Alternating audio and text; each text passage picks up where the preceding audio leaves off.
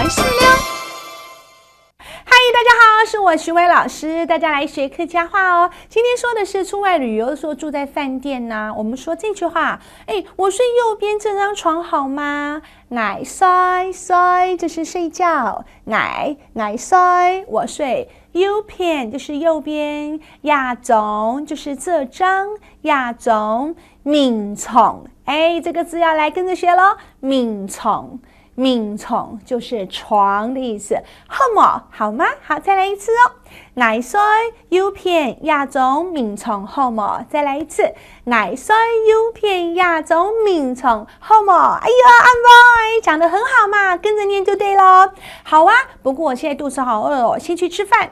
好啊，唔过挨呀哈动摇就是肚子很饿，好饿哦。动摇，先来去吃饭啊，吃饭，加饭吃饭，吃饭最重要的字了。好，那出去的时候钱包要带好哦。出去时就是出去时，钱包